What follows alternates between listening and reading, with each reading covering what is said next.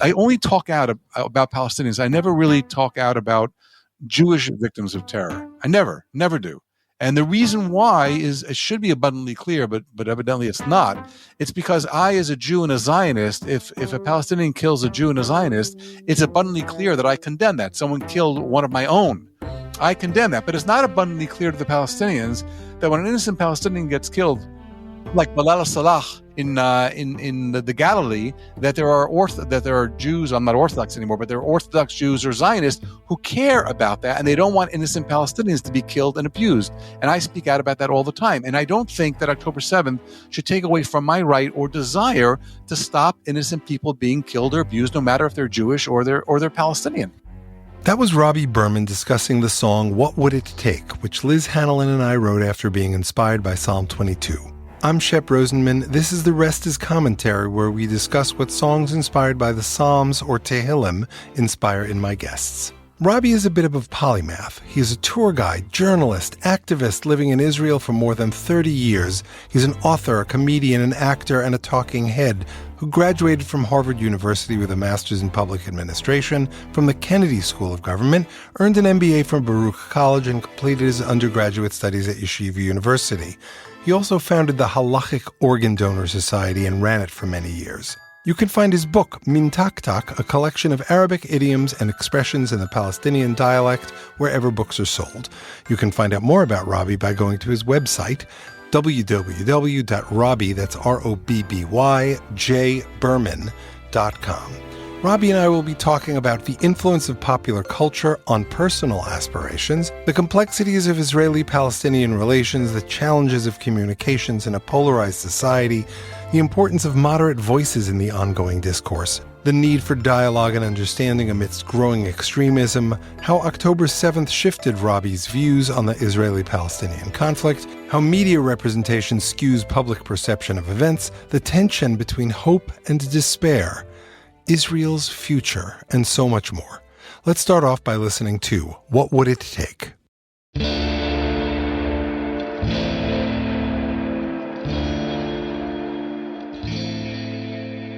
When something bad happens that we can't explain, we shroud it in roses and kisses, thoughts and prayers and piles of our very best wishes.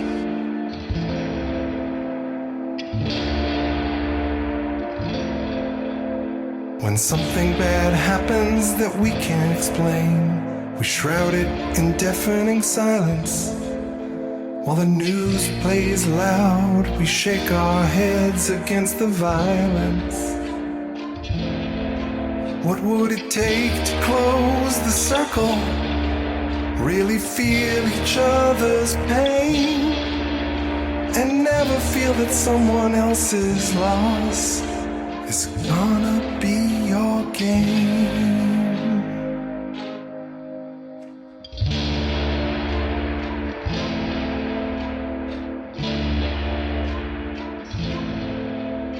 When something bad happens that we can't explain, we shroud it in linen or wool, place it in the earth and pray for another miracle. What would it take to close the circle? Really feel each other's pain, and never feel that someone else's loss is gonna be your gain. Don't need another plague, another long cold war. Rip away the shroud, bandage stuck on skin, tender wound meets open air, healing can begin, healing can begin. What would it take to close the circle? Really feel each other's pain, and never feel that someone else's loss is gonna be your gain.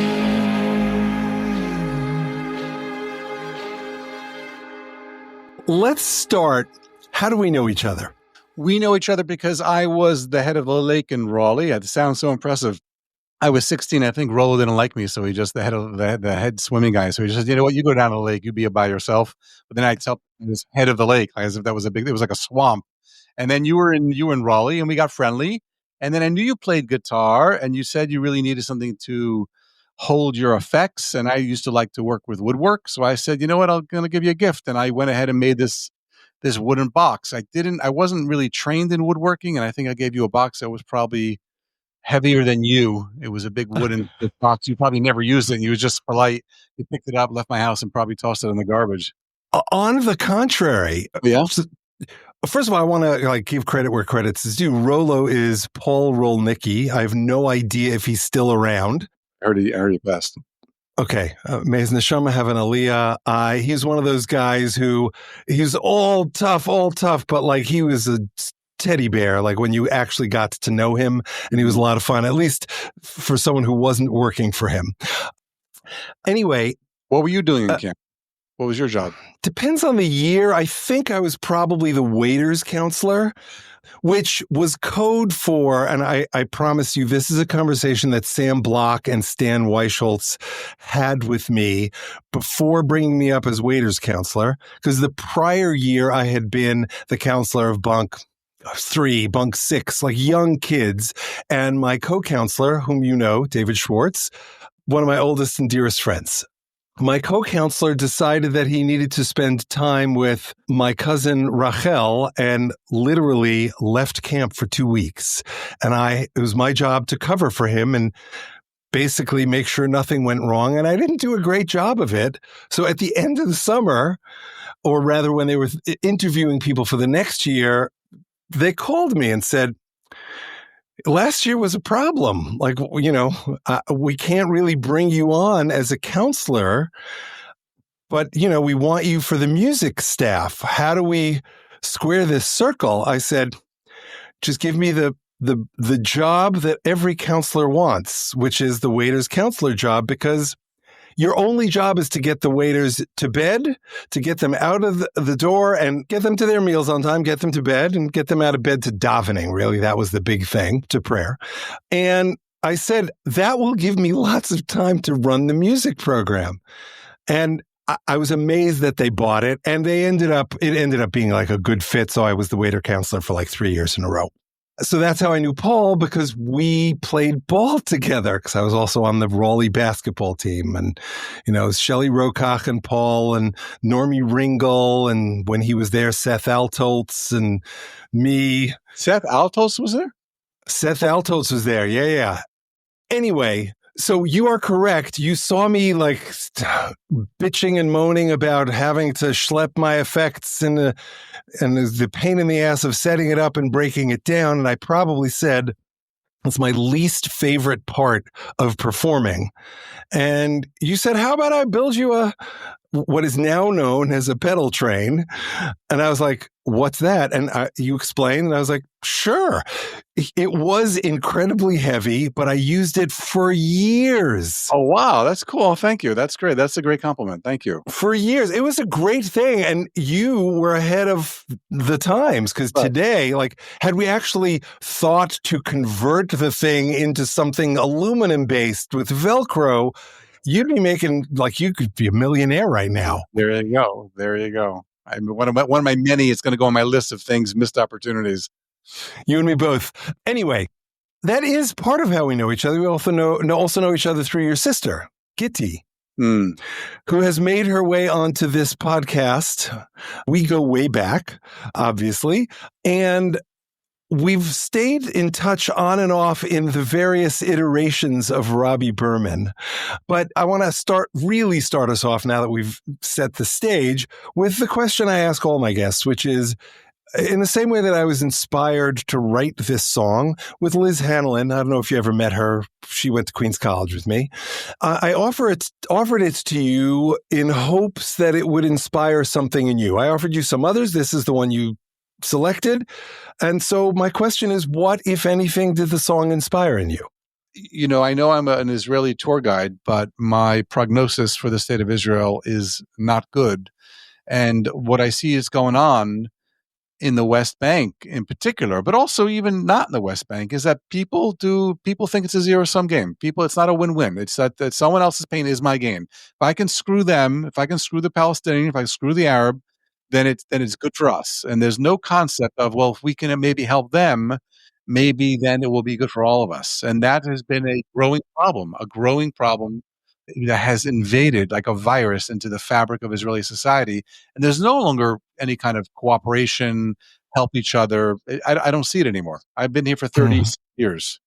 Yeah. So I think you wrote what I would describe as a very brave article, like a year or so ago, that you posted. Free Press, Times of Israel, one of those? Right. So October 7th, I mean, there are some people who say that October 7th has not changed their opinion about anything at all, which I find to be bizarre. One of the worst days in the modern day Jewish history. One of the worst days. On which side of the spectrum? On both sides? No, right now I'm thinking as a Jew, as a Zionist. I'm thinking as a Jew and a Zionist. Yet later on, clearly what has happened in Gaza is probably one of the worst days for the Palestinians in Gaza. But no, I don't know if you're familiar with Brit Shalom. Brit Shalom was an organization in the 1920s. Albert Einstein. Magnus. I was very much in that camp, that I just thought we should have one country for both people, a binational state. And if the Arabs become the majority, which it looks like they are already or coming very close to it, then we take down the Jewish star, we put up some other flag. But as long as everyone has equal rights, I just don't care. And I don't know if that's possible anymore, because both sides are just they are off their rocker. So after October 7th, am I allowed to curse on your podcast? Fuck yeah. Okay. Okay. So after October 7th, I basically said, look, at the very least, I want to say that October 7th has humbled me, and that I don't want to pretend that I know the solution or even advocate for a solution on a national level. I really do not care. I never thought that Palestinians were a people as like an antiquity that are now continued, but now some people want to define peoplehood in a different way. The bottom line is, on a national level, I'm going to just keep my mouth shut, and I have no idea what the solution is. And I could see every solution that's been offered. I don't think I have anything to bring that's new to the table. But on a personal level, on a human rights level, I still want to fight the same way I've been fighting. That I don't want innocent people to be killed, abused, had their cattle stolen. And here I'm talking about Palestinians, obviously. Yeah. I only talk out about Palestinians. I never really talk out about Jewish victims of terror. I never do. And the reason why is, it should be abundantly clear, but evidently it's not. It's because I, as a Jew and a Zionist, if a Palestinian kills a Jew and a Zionist, it's abundantly clear that I condemn that. Someone killed one of my own. I condemn that. But it's not abundantly clear to the Palestinians that when an innocent Palestinian gets killed, like Bilal Salah in the Galilee, that there are Jews. I'm not Orthodox anymore, but there are Orthodox Jews or Zionists who care about that, and they don't want innocent Palestinians to be killed and abused. And I speak out about that all the time. And I don't think that October 7th should take away from my right or desire to stop innocent people being killed or abused, no matter if they're Jewish or they're Palestinian. Right. And ever since October 7th, the amount, the quantity, and the degree of the ethnic cleansing, and I say that not with the element of killing, but although there has been a little bit of killing, but ethnic cleansing meaning I think there's been like 30 Arab villages that have been cleared out, where they just can't do it anymore, where they have videos of people going in and, killing the sheep and slapping the fathers in front of the children. I don't know if I saw this or I heard this, but a settler walking into a tent with a Palestinian family, pulling down his pants and defecating. And if you can imagine how traumatizing that is for children, to see a guy who just has no compunction about treating you as literally as crap, what's going on in the West Bank is just insane. And I'm so depressed, even though I read the paper and watch the news all the time. Like I don't want to anymore. I don't know what to do anymore. There's no one to turn to.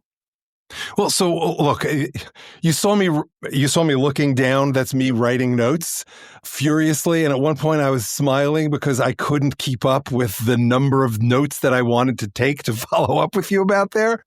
I thought you had an ingrown toenail and you were happy you finally got it out. No, that's the comedian Robby Berman speaking. There you go. There's so much to unpack in that 3-minute response or 4-minute, however long it was. But I want to stay with kind of like the big picture, and maybe we'll get to some of the other stuff or not. So first of all, from where I sit, I'm going to start here. The problem isn't the everyday person. The problem are the extremists on both sides of the equation. Yeah, I disagree with you. I'm going to stop you. I'm going to disagree with you. There always are going to be extremists. It's when the moderates don't do anything about the extremists that's the problem. I think there was some author, a Jewish author, that said that about in Germany. He said the fact that you had Nazis trying to kill Jews is not a big deal. We always have anti-Semitism. It's a fact that the average day ordinary German didn't stop it. That's the problem. And when you turn around, when I go to a Shabbat table and I say, what's going on in the West Bank? They're like, we don't give a shit. I don't really care. You know what they did to us on October 7th? I go, what does it have to do with them going into a village and burning down houses with people inside them? What does it have to do? People don't care anymore. They just don't care. Well, okay. So I actually think that we're saying the same thing. I said I was going to get to that. And I think we're saying something similar, if not the same. I think what's happened is the extremists have won. The extremists on both sides, people are tired of trying to moderate. And because of the algorithm, we're only getting our news from the sources we get from, and that tends to be more accentuated, even extreme, right? So like when I saw that you had written for the Times of Israel, given what, we've talked about in the past, I was like, wow, that's Robby trying to moderate, because Times of Israel is more right-leaning than, say, the Bulwark.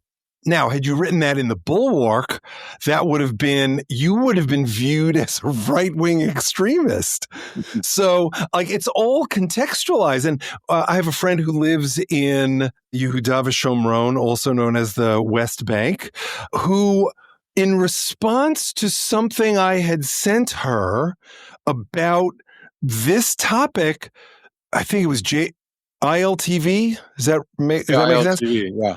Right. They basically said all the news that we're reading about the burnings of Arab villages and the settler violence is untrue and skewed.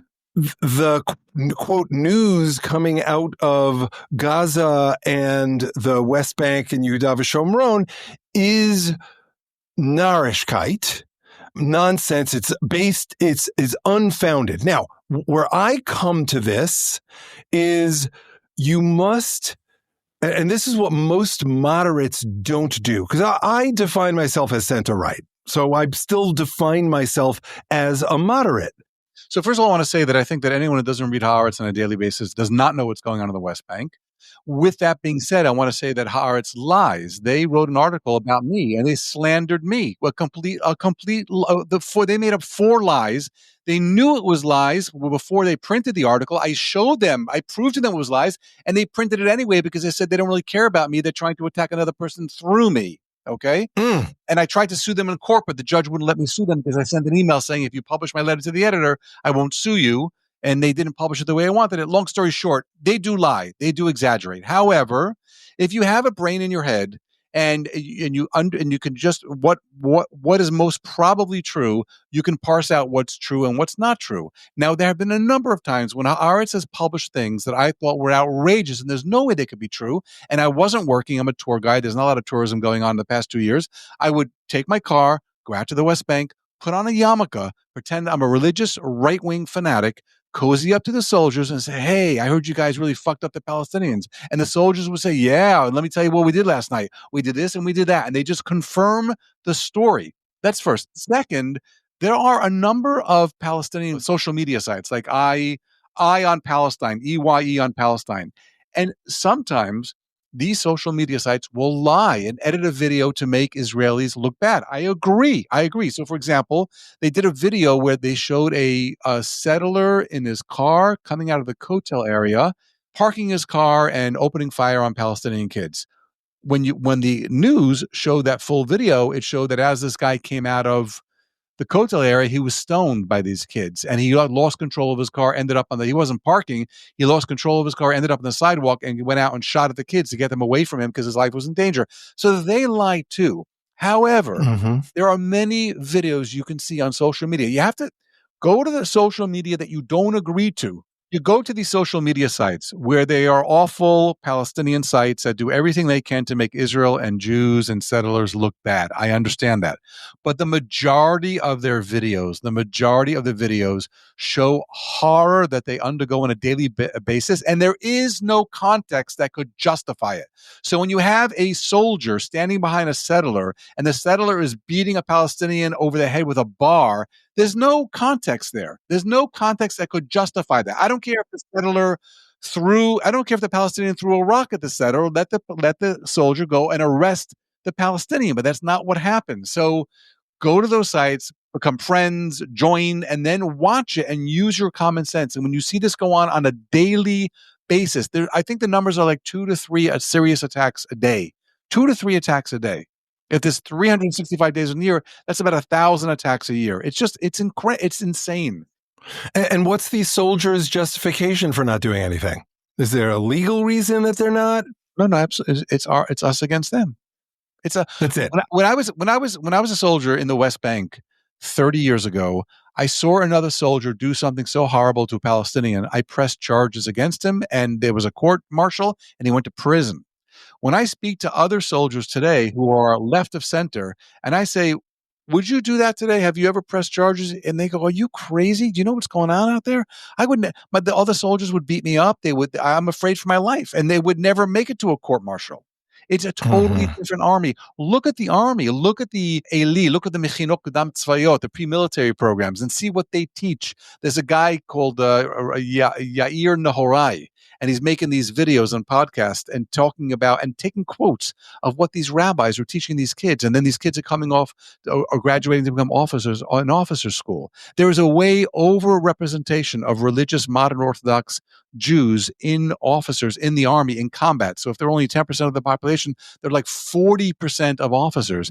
And they are learning things that are outrageous. I'm not going to go through them now because I have no desire to go into the muck. But we are in big, big trouble. And I think all these efforts, there's a lot of good people out there. And they're, in my opinion, they are just rearranging the chairs on the Titanic. I think Israel is going down. I think I don't know if this will be a civil war, there'll be civil unrest. And I think the smart people are leaving the country.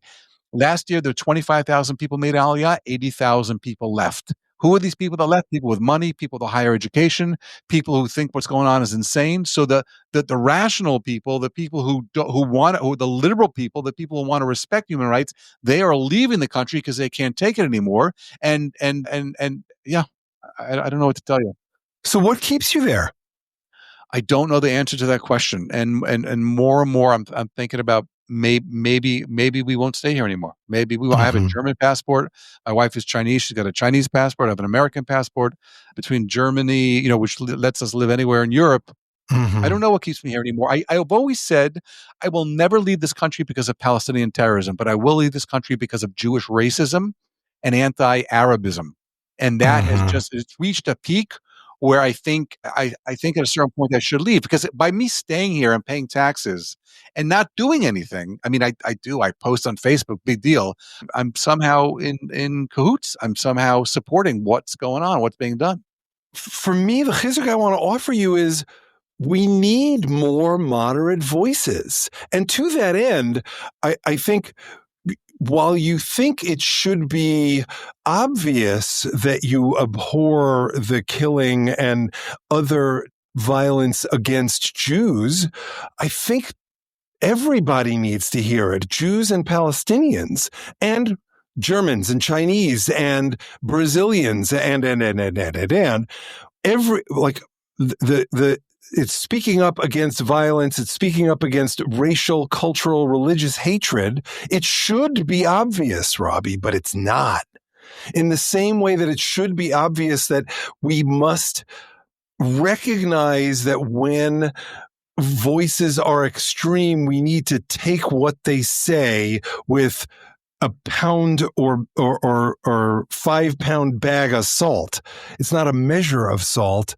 Right before the war started, or maybe if 6 months or a year before the war started, there was a severely autistic boy by the name of Iyad Halak. I call him a boy, even though he was 35, because he had the mentality of an 8-year-old, and he was severely afraid of cats, and he was severely autistic, could barely talk, and he was killed by an Israeli soldier by Shar Ariot, by Lion Gate.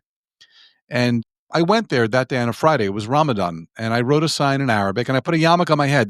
That's when I put a yarmulke on my head, because I want to do a Kiddush Hashem. I want to show them that there are religious Jews who care about. And I wrote a sign that said that justice for Iyad and human rights for all Palestinians. Now, about every 10th person, I think probably about 10,000 people passed me by because it was Friday afternoon in Ramadan, Friday morning, and about every 10th person stopped me in Hebrew. In Hebrew, the Palestinians said to me, "Tizkele mitzvot, kol hakavod." That's what they said to me in Hebrew. Translate that into English? Like, way to go, like, respect, you're doing a good job, thank you. You need to contextualize it religiously, too. Tizkele mitzvot means you're doing one of the positive commandments. You should be entitled to do more. Right. But one of the guys got angry with me, and he said to me— One of the Palestinians? Yeah. He said, "I know what you're doing." I said, "What am I doing?" He said, "You're just trying to put on a good show. You're trying to make it look like Jews care." He says, "First of all, there's only one of you here. Where is everyone else? There's only one of you here. Second of all, why are you holding up the sign in Arabic? Why don't you make the sign in Hebrew and stand next to the soldiers who killed Iyad? His unit is still here. The soldier was let go for like a month. He was suspended until the investigation was completed." He goes, "Why don't you put it in Hebrew? Why not? Because you're doing it just to show the Palestinians that there's someone who cares, but no one really cares." When I made Aliyah, no one told me this, Shep, and I really wish someone would have. They said, "Rob, I wish someone would have sat me down and said, Rob, before you make Aliyah at the age of 23, I want to let you know something. There is no separation of church and state in this country. And you benefit from that in America. And you love that in America as an American citizen. And in Israel, there is none. And you are in an ethno-nationalistic state which gives you the power, and you're the majority, and you rule over a minority." And had someone really sat me down and made me think about it, I think I would have thought twice about making Aliyah. I really would have. Mm-hmm. And again, look, it's really easy for me to say 6,000 miles away, comfortably in my air-conditioned studio in the 90-degree heat in Los Angeles in freaking the last day of October. It's Halloween tonight. But you may not have the koach to do this after 35 years, the strength to stay in the fight. But Avraham was one man, and he took God on when God wanted to destroy Sodom. So the fact that you were alone in that moment, like, kol hakavod lecha, you get all the respect, and if you have the strength. Yeah, I'm not looking for the respect. I'm not looking for. I'm just saying that there's no one to talk to. No one's home. You're talking to a wall. You're talking to a tree. There's no one home. They are right. We are wrong. Arabs are subhuman. Arabs should not be here. God promised us the land. This is a Jewish state. They don't like it. Go to the other 27 countries. There's no one to talk to. But that's not true. There are so many organizations that are doing this work who want to talk to you, whether it's Roots or Standing Together or Kolot. All of these are organizations. And by the way, there are 50 others that I've encountered but don't know off the top of my head like I know those three. Well, we can see what the numbers are. Just take a look. I mean, you imagine that all those people are going to be voting on the left. So if the left is only 10% of the vote, right? If Yair Golan is only getting 10 seats and the Arab list is getting some other, we are an extreme minority. There's no one left. The whole country has shifted to the right, and this is a permanent move. You don't know that it's a permanent move. The country has moved back and forth between right and left over the years. Look, Shep, if I came to you as a money manager, and I said, put your yarmulke aside, put your religion aside, put your identity aside. I'm going to invest money in one of the 120 countries in the world. And I have a particular country in mind. And let's just look at the demographics. So the Palestinians are growing. The ultra-Orthodox are growing. The settler movement is growing. When I made Aliyah, there's only 100,000 settlers. Now there's over 500,000. So look at the demographics, look at the numbers. And the people who are leaving, the 80,000 people that are leaving every year, are the moderate, the left, the liberal, the educated, the wealthier. They're leaving. So where are you going to put your money, Shep? If loyalty wasn't involved, would you be investing money in New Zealand, or would you be investing it in Israel? We're screwed. Maybe. This is one of those things where everybody's different about this. For me, I want to choose hope. No, hope is not a plan, and hope, that's bullshit. That's bullshit. You're like Dan Ben David. Dan Ben David is this sociologist at Tel Aviv University. Great guy. You got to read his stuff. He writes in English. He speaks in English. Dan Ben David. For 20 years, he's like a Cassandra. He's saying, people, we have a demographic problem with the ultra-Orthodox. It's going to explode in our face if we don't deal with it now. And he was saying 30 years ago it's going to explode in 30 years. And here we are 30 years later, and it's exploding. Did you see what happened in the streets of Jerusalem today? No, I did not. Oh, hundreds of thousands of Haredim saying we're going to die. We'd rather die than go into the army. Them beating up, throwing things at journalists. The demographics. So Dan Ben David is like you. He's very hopeful, but the numbers do not justify his hopefulness. So what is the point of being hopeful when it's not reflecting reality? Because if you lose hope, and look, hope is a choice, just like belief is a choice. So you can choose to let go of hope, move to Germany or China or Jamaica, wherever, and I don't mean Jamaica, Queens. Then you kind of build a new life, and you're going to replace in that new life your cynicism about Israel with hope for your new location, in the vein of Mishane Makom, Mishane Mazal. If you change your place, you change your astrology, you change your luck. So either way, hope doesn't go away, but you're just kind of redirecting your hope because you're only moving because you're hoping for the best in the new location. First of all, if I move to a new location, I will not be the one. It will not be my group that I identify with. I will be oppressing other people. I will be a minority. I'd rather be a minority in a country where I have to worry about anti-Semitism than be part of the majority here in Israel and oppress. I did not move to Israel to oppress fucking Palestinians. I did not. And you know who else was an optimist? Shimon Peres. And we saw where that got him with Oslo. That was based on optimism. Right. Yeah.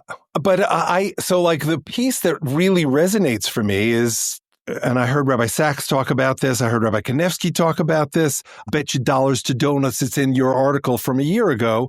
Do not oppress the stranger. Ki ger hayita be'eretz Mitzrayim. 36 times. Most important, if you go count the repetition, that people don't give a shit. Religious Jews don't give a shit. They're wearing tzitzis and yarmulkes, and they're killing innocent livestock. They're beating up children. They're throwing women on the floor. Why would you think they care how many times it says not to oppress the stranger? Why do you think they would? So this goes back to what we were talking about earlier. It's because the minorities, qua the extremes, are driving the politics. And the same thing is true in this country. It's true in Hungary. It's true in Russia right now. It's the extremists who are governing everywhere. And as long as we in the middle, and you made this point before, as long as we in the middle allow that to be the case, we will end up with these irrational results, whether it's in Israel and again, we can debate the extent to which this is occurring, but where you're going to get agreement from me is that it's occurring. Let me try to slightly change the focus of this conversation. Before October 7th, I was on television about a dozen times. I think like CNN and NBC and Israeli news. Why was I in television? Because I was the tour guide that was witnessing every day. And for years, I've been trying to stop it, and I couldn't. So then I decided, you know what? Fuck it. I'm just going to videotape this and put this on social media. I was witnessing, this is before October 7th, I was witnessing Orthodox Jews from the range of modern Orthodox to ultra-Orthodox spitting on nuns, spitting on priests, and spitting on churches. And I would interview them and I would say, why are you doing that? And they say, because they're Christian, they're Gentiles. Because I had a video showing 2 10-year-old kids telling me they spit on the nun because of the Crusades. I'm like, this nun in 2023 is somehow responsible for the Crusades of 800 years ago? And how do you even know about the Crusades? You're 10 years old. What are they teaching you? Forget about politics. Forget about the West Bank. There is a sickness in our society of Jewish supremacism and saying that Israel, this is our country, and the Christians and the Muslims don't belong here, and we will denigrate them and spit on them and destroy their churches if we have to. And those videos, now I had to take a lot of those videos down. Why? Because some of them went viral on anti-Semitic sites. And there was like 10,000 anti-Semitic comments. Mhm. I'm stuck between a rock and a hard place. By the way, I had been going to the police. I had been going to rabbis of yeshivas. I had been trying to track down where these people came from. I had no success. Only when I started posting these things on the news and I got interviewed on Channel 1 and Channel 2, Channel 12 and Channel 11, did the police then begin to start arrest the Israelis who began to who were spitting on the Christians. So on the one hand, it's like, yeah, you don't want to air your dirty laundry in public because you're just helping foment anti-Semitism, and we know that's a real thing and that's a real problem. On the other hand, if I don't air the dirty laundry in public, the police don't get around to enacting and enforcing the law. And this has nothing to do with politics, nothing to do with the West Bank. Do you see? Can we put politics aside for a second and just talk about religion? Do you think that Israeli society, the fabric of Israeli society, is beginning to unroll? It is rotten. It has ovesh. I don't know how to say ovesh in English. It has like a black mold that is spreading throughout the fabric. If you can imagine it as a fabric, and putting aside the West Bank and the politics, I'm talking just about religious supremacy of Orthodox Judaism, from modern Orthodox kippah sruga, knitted kippot, all the way to the ultra-Orthodox people who dress in black. The people that you were talking about that were spitting, were they ultra-Orthodox? Were they settlers? Were they modern Orthodox? The whole spectrum.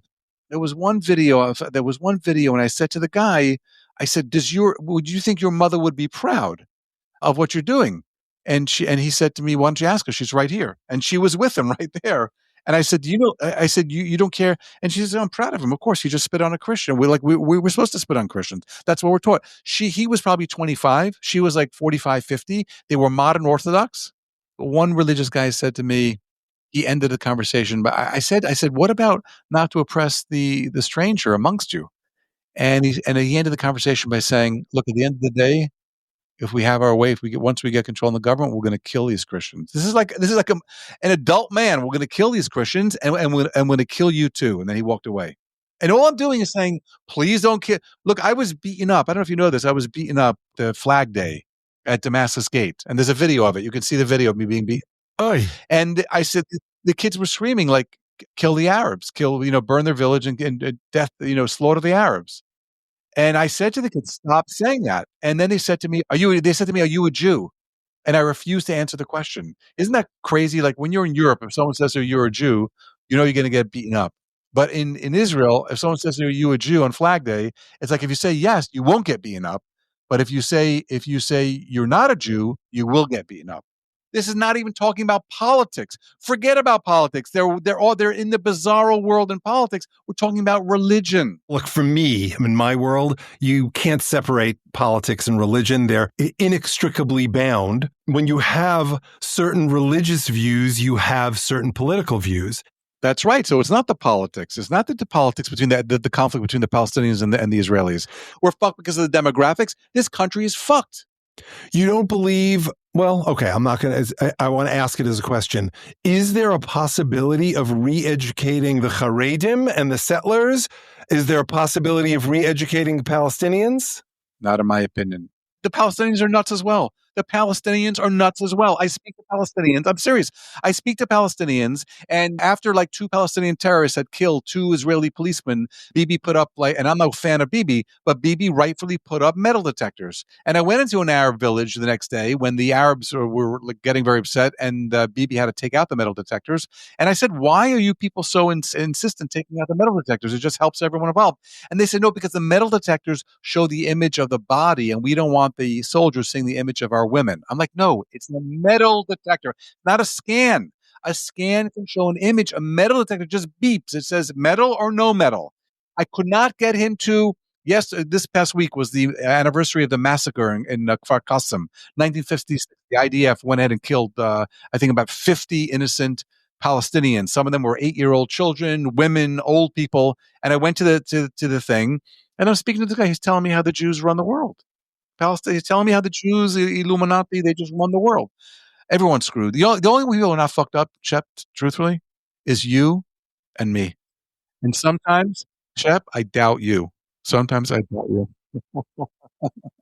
Well, look, I have this conversation with my rabbi, Sharon Browse, a lot, who gets a lot of flack for taking the left-wing position, for acknowledging the pain of the Palestinians and all the other awful stuff that happens there. And in the same breath, when she takes one of these positions publicly, I would say about 50% of the time she reaches out to me and says, "Are you okay?" Because she knows that my position on Israel is to the right of hers. And yet, so many people I know, the fact that my position is to the right of hers does not mean that I disagree with her.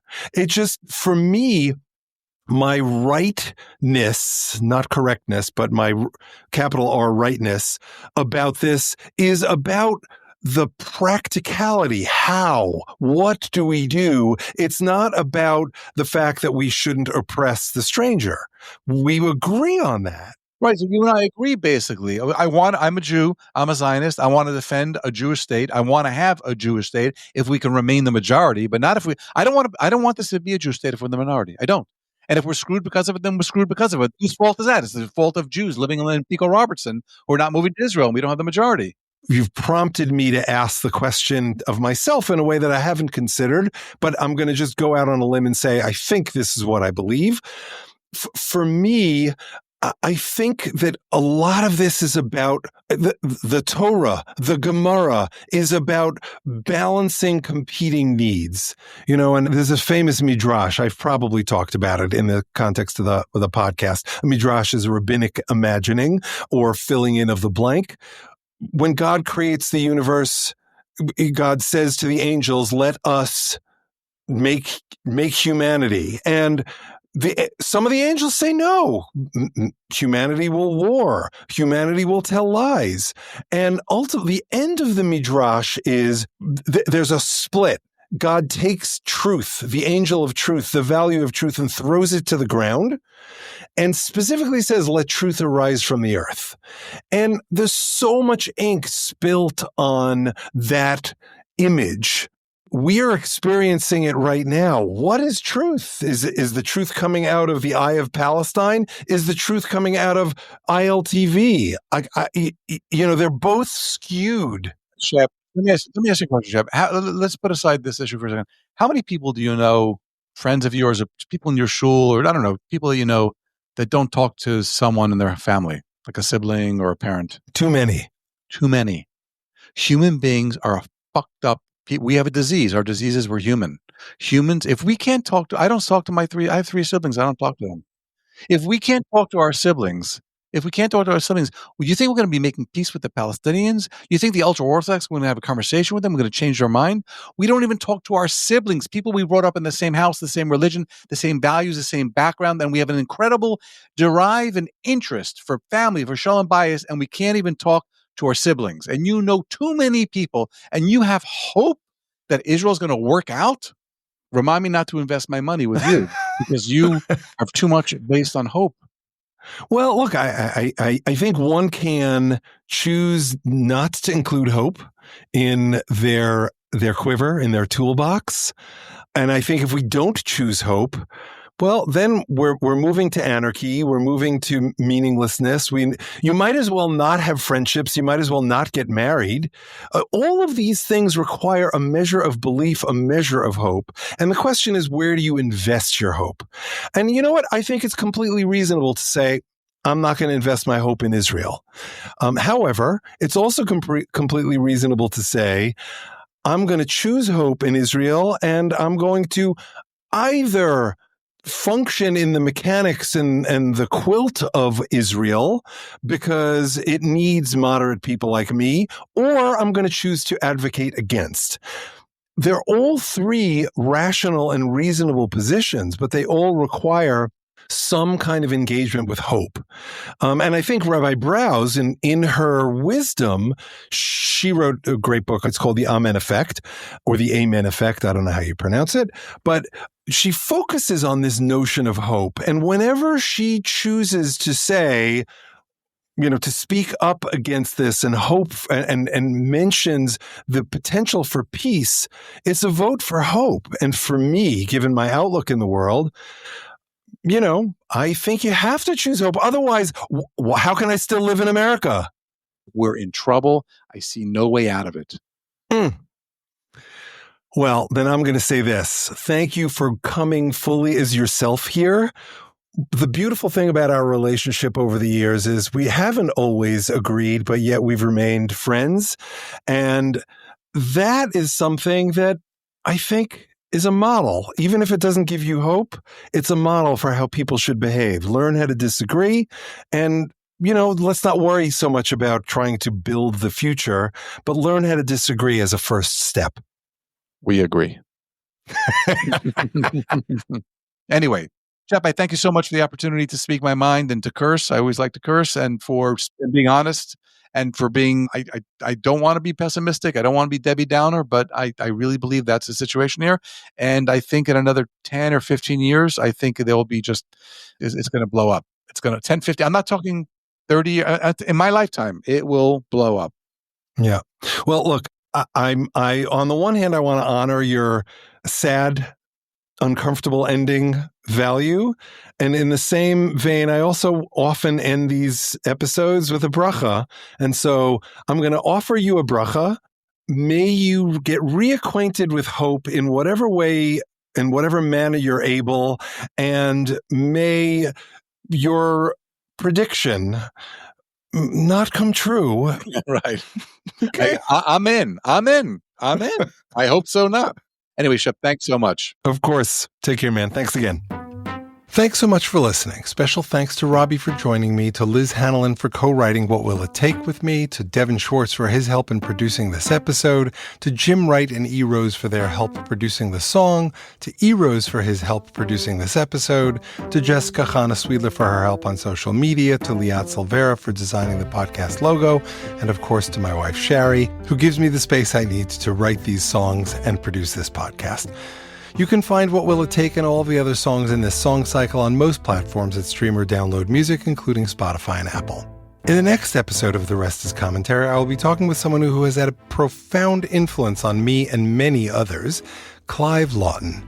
We discuss the duality of existence, cosmic grandeur and mundane reality, being awed by humanity's capacity to achieve things through work, the tension between our ability to influence the world and forces beyond our control, the Messianic age as a time of improvement for the whole world, not just for the Jews, social responsibility as a core tenet of Jewish life, Holocaust education not being just about history, but as a reminder not to perpetrate injustice, Jewish tradition valuing the coexistence of contrasting ideas and perspectives, the importance of critical thinking and variety in understanding religious texts, the role of Jews as challenging societal norms and provoking thought, whether tzedakah, commonly known as charity, is a duty or a virtue, and so much more.